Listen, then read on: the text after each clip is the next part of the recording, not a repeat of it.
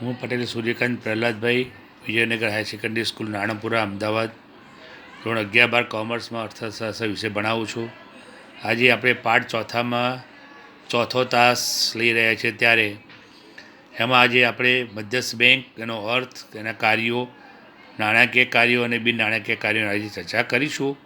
તો પુસ્તક જોડે રાખજો મિત્રો, નોટ પેન સાથે મુદ્દાઓ લખતા જજો અને પરીક્ષામાં પૂછી શકાય એ માટે પ્રશ્નનો અગત્યનો આ પ્રશ્ન કહી શકાય. તો હવે એનો પાના નંબર જે છે એમાં પુસ્તકમાં પાના નંબર 39 ઉપર મધ્યસ્થ બેંક એટલે શું, મધ્યસ્થ બેંક શું કાર્ય કરે છે, એનો અર્થ, વ્યાખ્યાની આપણે ચર્ચા કરીએ. તો દુનિયાના દરેક દેશમાં એક મધ્યસ્થ બેંક હોય છે, જે દેશની તમામ કામગીરી જે બેંકોની થાય, એટલે કે બેંકોની કામગીરીનું સંચાલન, મૂલ્યાંકન અને અંકુશની કામગીરી બજાવે છે. ઉપરાંત મધ્યસ્થ બેંક ગ્રાહકોના તથા જાહેર પ્રજાના હક અને હિતની જાળવણી કરવાની કામગીરી પણ બજાવે છે. એટલે રિઝર્વ બેંક અંગેનો એક અર્થ કહી શકાય તો આર.પી. કેન્ટના શબ્દોમાં કહીએ તો મધ્યસ્થ બેંક એટલે એવી સંસ્થા કે જેને દેશના પ્રજાના સામાન્ય હિત માટે અર્થતંત્રમાં નાણાંના પુરવઠા, એટલે કે જથ્થામાં, પ્રમાણમાં વિસ્તરણ અને સંકોચનની જવાબદારી સોંપવામાં આવે છે અથવા આવી હોય તેને મધ્યસ્થ બેંક કહેવાય. આ મધ્યસ્થ બેંક એટલે દેશની સર્વોચ્ચ બેંક, જેનું મુખ્ય કાર્ય નાણાં બજાર અને બેન્કિંગ ક્ષેત્રને મદદ કરવાનું, નિયંત્રણ કરવાનું અને પ્રોત્સાહન કરવાનું છે તથા દેશના આર્થિક વિકાસ માટેના, દેશના આર્થિક હિત માટે નાણાકીય સ્થિરતા જાળવવાનું પણ કાર્ય છે. એટલે દેશમાં સમગ્ર અર્થતંત્ર પર નાણાંના હેરફેરની અનેક પ્રકારની અસરો થતી જોવા મળે છે, જે દેશની આર્થિક વૃદ્ધિ અને આર્થિક વિકાસને અસર પહોંચાડે છે.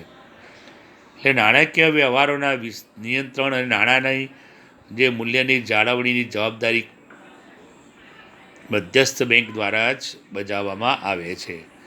તો મધ્યસ્થ બેંક આમ કરવા માટે નાણાકીય નીતિ પણ ઘડે છે.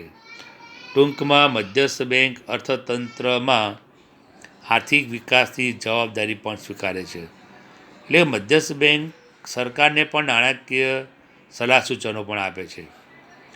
તો ભારતીય રિઝર્વ બેંક એટલે શું, મેં વાત કરી આગળ થોડી, કે ભારતની મધ્યસ્થ બેંક રિઝર્વ બેંક ઓફ ઇન્ડિયાના નામે ઓળખવામાં આવે છે, એટલે કે આરબીઆઈ.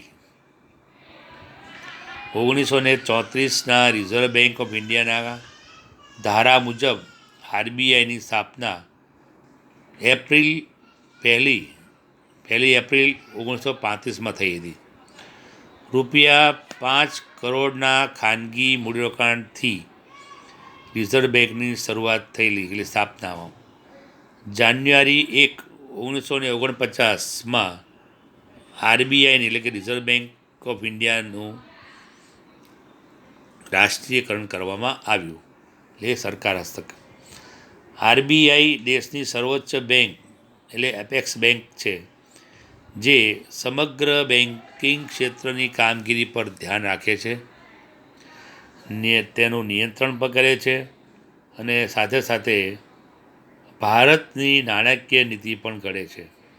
તો રિઝર્વ બેંક શું કાર્ય કરે છે એના પ્રશ્ન ચર્ચા પૂછાય તો બે પ્રકારની વાત કરીએ આપણે. રિઝર્વ બેંક એક તો નાણાકીય કાર્યો કરે છે, ફક્ત નાણાં ના, પછી સિવાય પણ નાણાકીય સિવાય બિન નાણાકીય કાર્ય પણ કરે છે. આપણે એની ચર્ચા કરીએ આજે.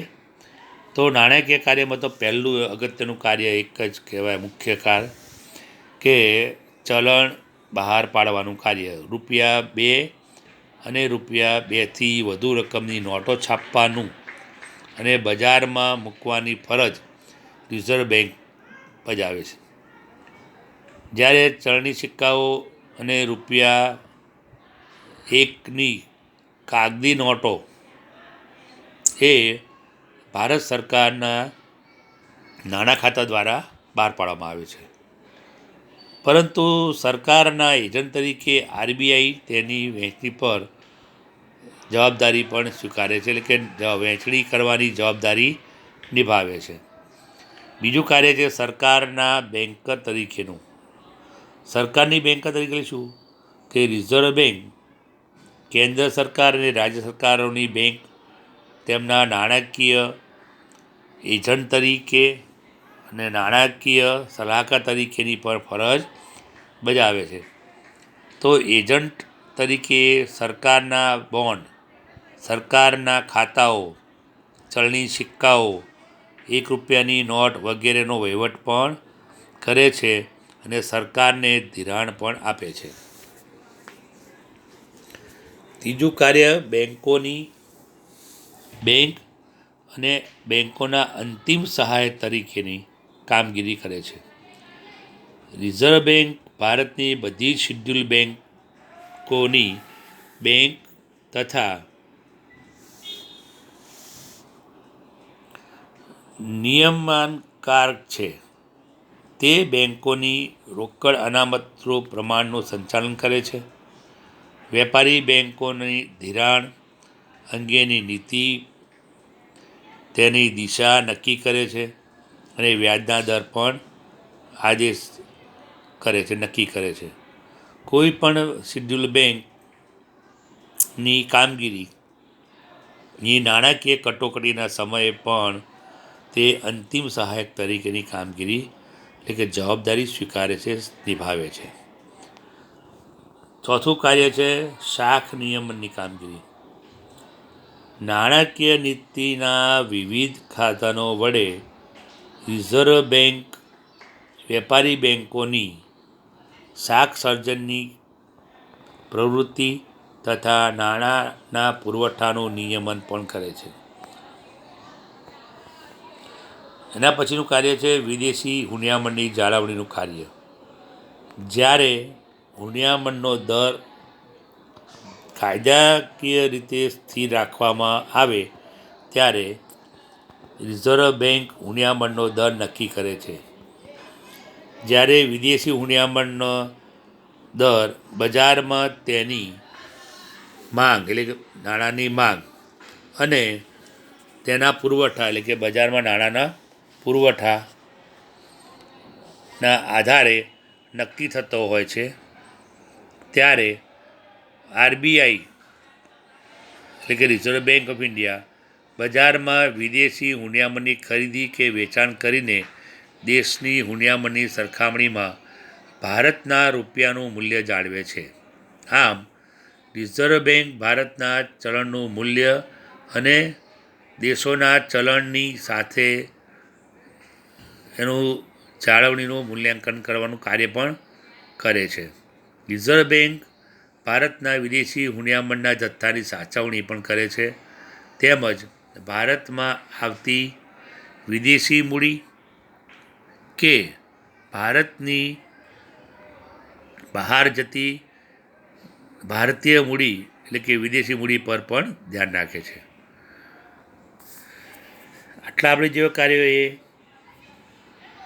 રિઝર્વ બેંકના નાણાકીય કાર્યો. હવે બીજા બિન નાણાકીય કાર્યો પણ બેંક કરે છે રિઝર્વ બેંક.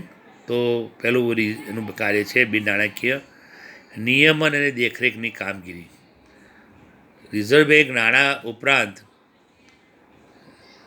ભારતમાં સમગ્ર